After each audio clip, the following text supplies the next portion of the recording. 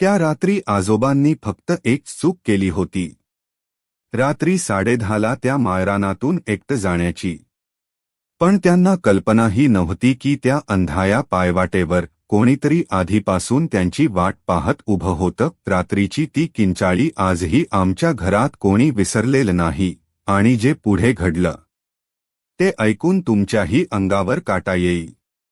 मित्रांनो, तुम्ही पाहत आहात आपलं चॅनल, आणि आज मी सांगणार आहे एक असा अनुभव जो फक्त भयकथा नाही, तर स्वामी समर्थांच्या अस्तित्वाचा जिवंत पुरावा आहे.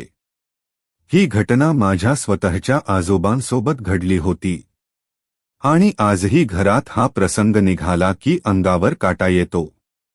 व्हिडिओ शेवटपर्यंत नक्की पहा, कारण शेवटी जे घडलं ते कोणाच्याही आयुष्यात बदल घडवू शकतं. ही गोष्ट आहे बऱ्याच वर्षांपूर्वीची. माझे आजोबा स्वामी समर्थांचे खूप मोठे भक्त होते. त्यांच्या मुखात कायम एक जप असायचा, जय स्वामी समर्थ, श्री स्वामी समर्थ. त्यांच्या त्या जपामुळे घरात नेहमी सकारात्मक वातावरण असायचं. तो दिवस होता 17 मार्च.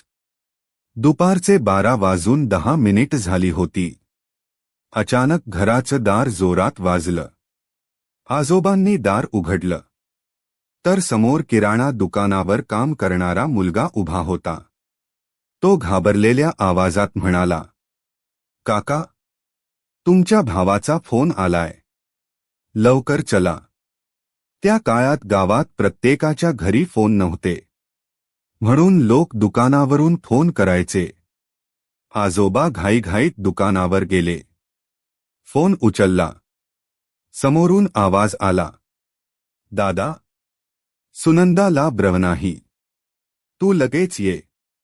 सुनंदा म्हणजे त्यांच्या भावाची बायको. हे ऐकताच आजोबा काहीही विचार न करता निघाले. ते जवळपास 3 वाजता भावाच्या गावात पोहोचले.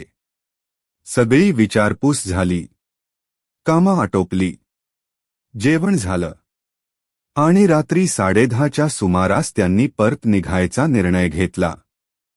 भावाने खूप थांबवण्याचा प्रयत्न केला. अरे दादा, आता इतक्या रात्री नको जाऊ, सकाळी पहाटे जा. पण आजोबांनी काहीतरी महत्त्वाचं कारण सांगितलं, आणि ते निघाले. गावाची वेस संपली. समोर काळोख, एक अरुंद पायवाट, एका बाजूला शेती, आणि पुढे विशाल माळरान. त्या माळरानातूनच त्यांना घरी जायचं होतं. रात्रीचा 1, कदाचित 1:30 वाजला असेल. आजूबाजूला फक्त रातकिड्यांचा आवाज, आणि अचानक कोल्हे कुई, अशी भीतीदायक की अंगावर सरळ काटा यावा. आजोबा मनात स्वामींचा जप करत पुढे चालत होते. पण अचानक एका स्त्रीची किंचाळी संपूर्ण माळरानात घुमली. इतकी भयानक की क्षणभर त्यांना वाटलं आत्माच शरीरातून बाहेर पडेल. आणि त्यानंतर सगळं शांत, पूर्ण शांत. ना कोल्हे कुई, ना रातकिडे, फक्त स्मशान शांतता.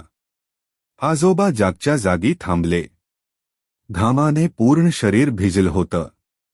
तेवढ्यात त्यांचं लक्ष समोर गेलं, आणि अंधारातून एक बाई त्यांच्या दिशेने धावत येताना दिसली. तिचे मोकळे केस, फाटलेली हिरवी साडी, हातात भरलेला चुडा, डोक्यावर मोठं कुंकू, आणि तिच्या भोवती विचित्र प्रकाशाचं वलय. ती सामान्य माणूस नव्हती. तिचा धावण्याचा वेग मानवी नव्हता. आजोबा काही समजायच्या आत ती आकृती त्यांच्या अंगातून आरपार गेली. आजोबा घाबरून वेगाने चालू लागले. पण माळरान संपतच नव्हतं. कधी रडण्याचा आवाज, कधी किंचाळणं, कधी हसणं. आजूबाजूला जणू काहीतरी फिरत होतं. आणि अचानक ती बाई पुन्हा त्यांच्या समोर येऊन उभी राहिली. आजोबा रडायला लागले, मला सोड, मला जाऊ दे. पण त्या बाईने नकारार्थी मान हलवली. आजोबांनी डोळे मिटले आणि जोरात जप सुरू केला. श्री स्वामी समर्थ, श्री स्वामी समर्थ.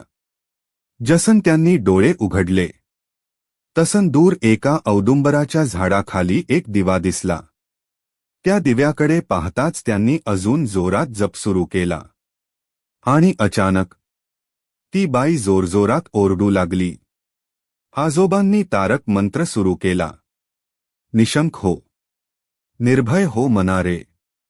अचानक त्या माळरानावर प्रचंड वारा सुटला. औदुंबराच्या झाडाखाली एक तेजस्वी प्रकाश निर्माण झाला आणि त्या प्रकाशातून एक दिव्य आकृती प्रकट झाली. साक्षात श्री स्वामी समर्थ.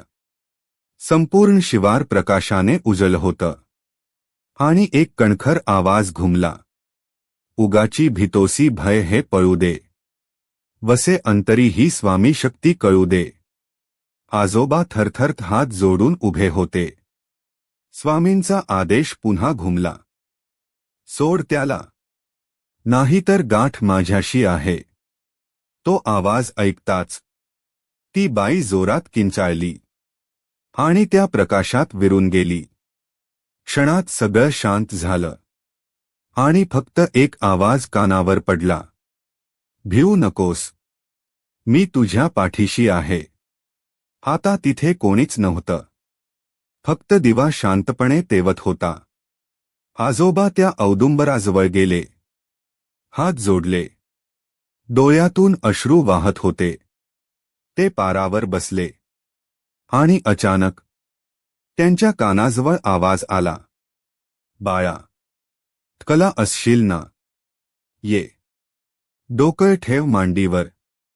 आजोबांचं डोकं जणू कोणीतरी प्रेमाने मांडीवर ठेवलं आणि त्यांना गाढ झोप लागली. स्वप्नात त्यांनी पाहिलं ते स्वामींच्या मांडीवर झोपले आहेत आणि स्वामी त्यांच्या डोक्यावरून हात फिरवत आहेत. जेव्हा जाग आली तेव्हा सकाळ झाली होती. आजोबा त्याच पारावर झोपलेले होते आणि बाजूला स्वामी समर्थांचा सुंदर फोटो ठेवलेला होता. आजोबांनी तो फोटो उचलला. डोळे भरून आले आणि मनात एकच विचार होता. स्वामी आजही आपल्या भक्तांच्या पाठीशी उभे आहेत. मित्रांनो, तुम्हाला हा अनुभव कसा वाटला ते कमेंटमध्ये नक्की सांगा. आणि जर तुम्हीही स्वामी समर्थांवर श्रद्धा ठेवत असाल तर कमेंटमध्ये लिहा. श्री स्वामी समर्थ. व्हिडिओ आवडला असेल तर लाईक, शेअर आणि चॅनल सबस्क्राईब करायला विसरू